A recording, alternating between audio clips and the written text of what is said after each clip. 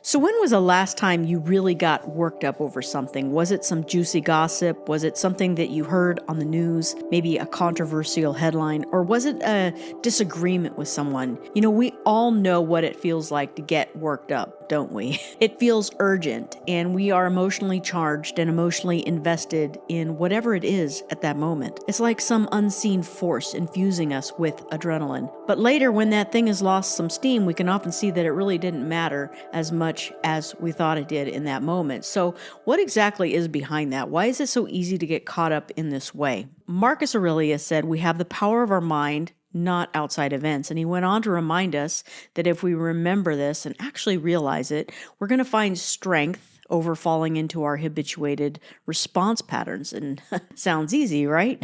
Of course not. There's a catch. When we're caught in the reactionary energy of these external dramas, what is the very first thing we forget? Well, we forget ourselves. We then seem to lose all awareness and identify as that reaction energy in our mind. We have no sense of control, and we fall headfirst into this roller coaster ride of neurotransmitters, like dopamine, which seem to make us blind to what is rational and what is true in that moment. And it happens to all of us. So join me today as we spend some time exploring some of the possible reasons why we get so tangled up in things that, well, they really don't matter that much, and how we can become free and experience more presence, more wisdom, more calm, and more well-being. I'm Jess, and this is Living Free. The first thing that we need to address is the illusion of importance. Now, if we're honest with ourselves, most of the things that we find ourselves getting worked up about aren't even true in the sense that we think they are when we're actually caught up in that moment. Our minds often tend to exaggerate the thing, the drama, the scandal, the controversy. It's so blown out of proportion in our minds that we can't seem to put it aside. Where is our sober, alert awareness when this happens? When we learn through practice to bring awareness into the moment, we can usually see just how overinflated we made things and can then begin to disengage. And in time, we can establish a more neutral way of navigating life and responding to things. So what are the things that are getting you worked up? I can't tell you that. Only you can. They're different for all of us, but there are certain predictable themes to our fixations, and only we can identify them for ourselves. They are not hard to spot if we're honest. Those little sticky narratives that our mind likes to spin repeatedly. If we get even more honest, we might even see that they come from fear and uncertainty as a projection of our need to control our life and our feelings. This is all attachment. Buddha said that the root of suffering is attachment. So what does this mean exactly? It refers to how we attach meaning to things, to the mental things, to the physical things, all the things. It's a very human thing to do, but we do it to an extent that eventually causes a lot of mental anguish for us. Imagine that life is like a movie, and we are the star living out the script. As the characters, we act out our part in wildly dramatic fashion at every plot twist in the script. The funny thing is that we don't realize that we are actually the ones that wrote the script. Now let's get to the root of drama. So why do we do this or get so worked up over that which doesn't really matter as much as we think it does? I would propose that we are projecting into our lives unresolved confusion about life, about who and what we are, those unresolved transmissions that have shaped our psyche since childhood, our inner confusion and our chaos that's bubbling up in every area of our lives. It's this unaddressed fear and desperation.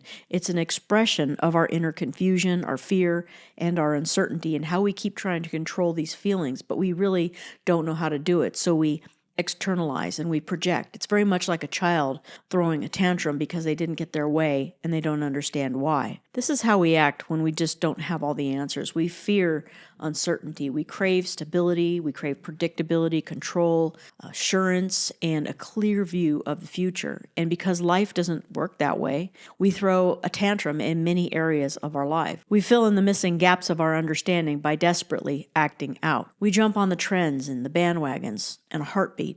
It's funny how quickly we are captivated by the distractions that are out there. We don't want to face what's happening within us, inside of us. It's much easier to project our confusion outward so that we don't have to confront the deeper truths that are within us. We don't want to see. And this brings me to how we get high on drama. It's like we get high on scandal and controversy, it's a shocking twist to somebody else's life. Let's face it. We love it. I have found myself caught in it too. One of the guilty pleasures that I've had was watching court TV, just enthralled by other people's shocking and tragic circumstances.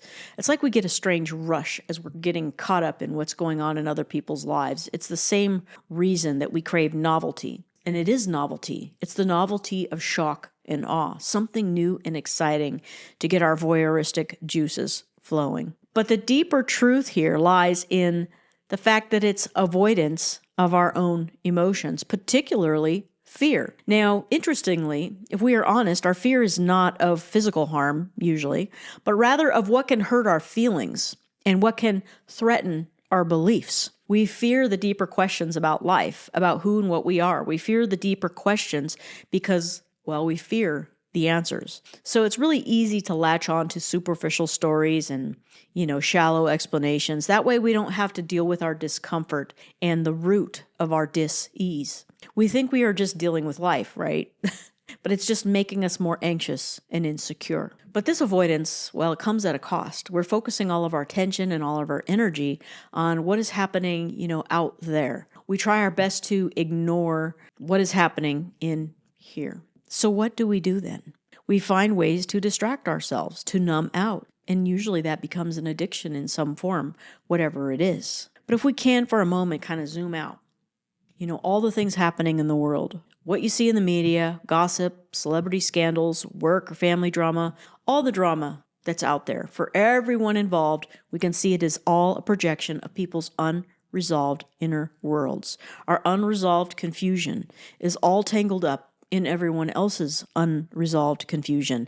Their business has become our business. What a mess. This has become our experience of life. Now imagine, if you will, a world where people focused inward and made resolving themselves their very first priority. We would probably live in a very different world. We would be having a completely different experience here. And just because everyone we know is doing it doesn't make it the thing to do.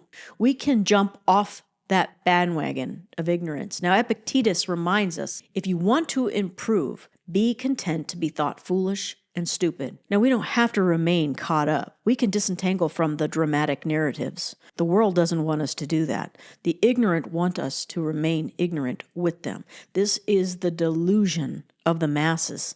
I encourage you to walk your own path of true wisdom. Now I want to talk about choosing truth over folly. Our appearance here as these embodied beings is short. It's just a really brief appearance and then it's gone. When we reach the end, do we want to regret that we didn't make better use of this human opportunity? How we spend a lifetime obsessing over things that really didn't matter?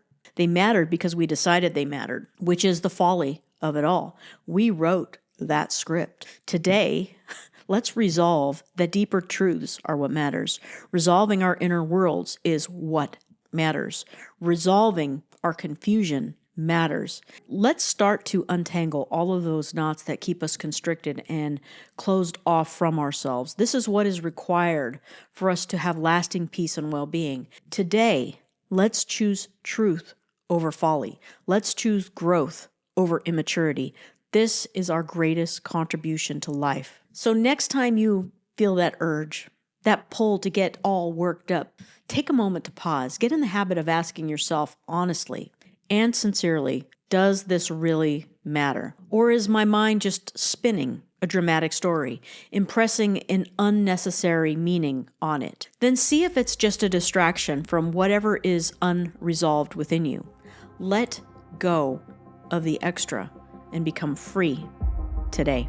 Thank you for being here with me today. I hope that somebody out there found some encouragement.